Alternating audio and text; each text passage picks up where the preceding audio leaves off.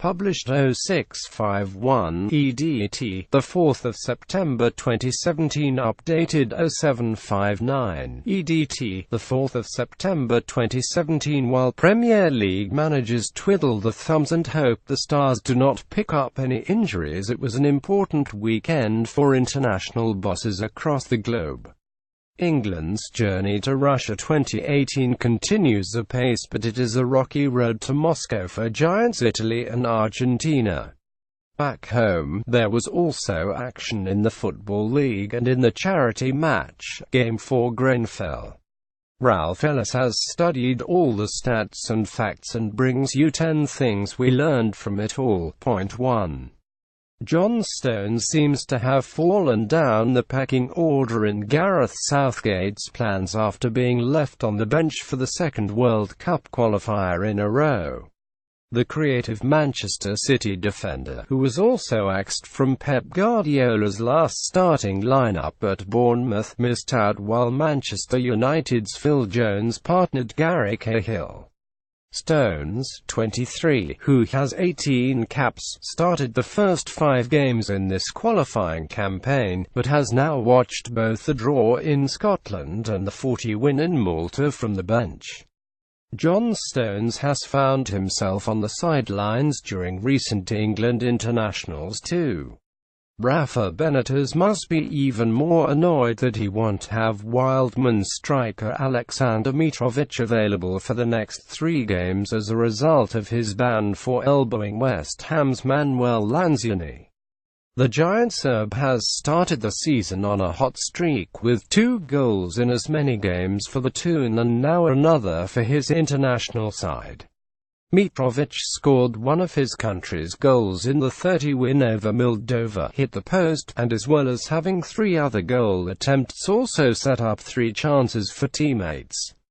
Aleksandar Mitrovic continued his fine start to the season with a goal for Serbia 3. Jurgen Klopp won't be best pleased with the shenanigans around Croatia's international break when he gets a worn-out Dejan Lovren back at Anfield before Saturday's massive trip to Manchester City. Lovren and the rest of his Croatia teammates were forced to play 2 games in 48 hours after FIFA ordered their abandoned clash with Kosovo to be replayed on Sunday, before they then flew to Turkey for Tuesday's vital Group 1 date. The mood was summed up by Real Madrid's Luka Modric, who fumed, "We were told the match against Kosovo wouldn't be played, so we all stayed up late, and then next morning we were woken early like we were in the army and told to get ready." FIFA showed they didn't care about the players. Dejan Lovren left and his Croatia teammates are by now forced to play twice in 48 hours for. Following Antonio Conte was always going to be a tough gig for Gianpiero Ventura, so the former Torino boss must be glad he signed a new contract before a 30 defeat by Spain. It was the first qualifier that Italy had lost since 2006, and the 69-year-old is already facing the wrath of his country's media for picking a daring 424 formation that saw his side get swamped in midfield. The result has left Italy almost certainly having to go through the playoffs to qualify for Russia. They will be the country nobody wants when the draw is made.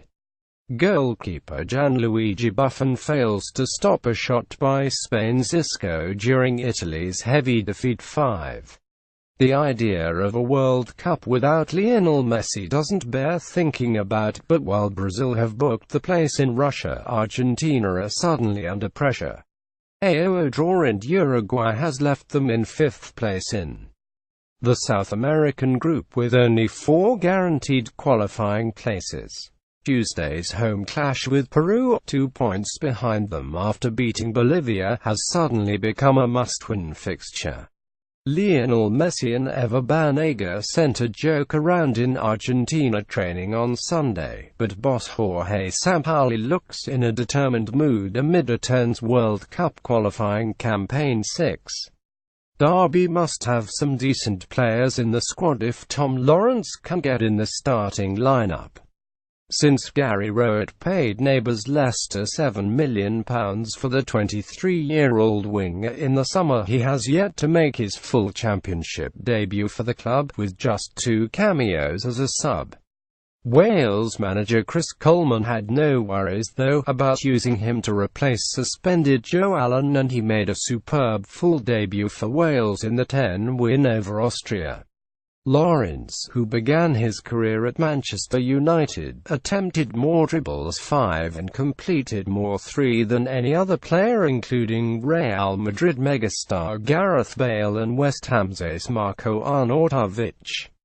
Tom Lawrence impressed during his full Wales debut against Austria on Saturday night. 7. Mo Farah has always talked about how his dream was to play for his beloved Arsenal, and he did his best to give Arsene Wenger a hint in the game for Grenfell. At a time when everybody is questioning Mesut Ozil's work rate, the 4-times Olympic gold medal winning distance runner not surprisingly got around every blade of grass on the Loftus Road pitch. Farah scored the opening goal and was voted man of the match. Incidentally, it's still possible to donate to QPR's Fund for Victims of the Grenfell Tower fire by following this link. Mo Farah gets on the ball during a goal-scoring appearance in the game for Grenfell 8. There was a time when Latvia, despite a population of less than 2 million, was emerging as a country that could punch above its weight. Current Cheltenham manager Gary Johnson began a development program that ended with them becoming the first Baltic state to qualify for the European Championship in 2004. Alas, those days are gone.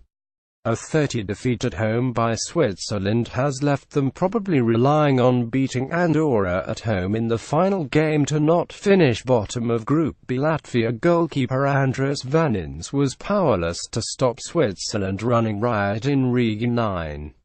Spaniard Pep Guardiola, Gary Monk's assistant first at Swansea and then Leeds, seemed a left-field choice for the Oxford job when Michael Appleton left to join Leicester in the summer. The 40-year-old has made a solid start, though, and a 11 draw at MK Dons was another decent step in the right direction. He's certainly getting the best from former West Ham and Bolton striker Rob Hall, who got his 3rd goal in 5 days. Striker Rob Hall is flourishing under Pep Guardiola's guidance at Oxford United. 10. Former Leeds and Liverpool star Gary Cahill took a gamble taking Crawley as his first management job. The League Two club have a reputation for not giving the bosses much time. The 38-year-old Aussie was under pressure immediately after losing his first 4 games, but has stayed strong, and a 20 win over Yeovil makes it back-to-back victories. He's already had an impact on Jordan Roberts, encouraging the former Inverness Caledonian Thistle midfielder to get forward more. He got both goals, making it 3 in 2 games. Gary Cahill now has a couple of wins under his belt as Crawley boss after a tough start.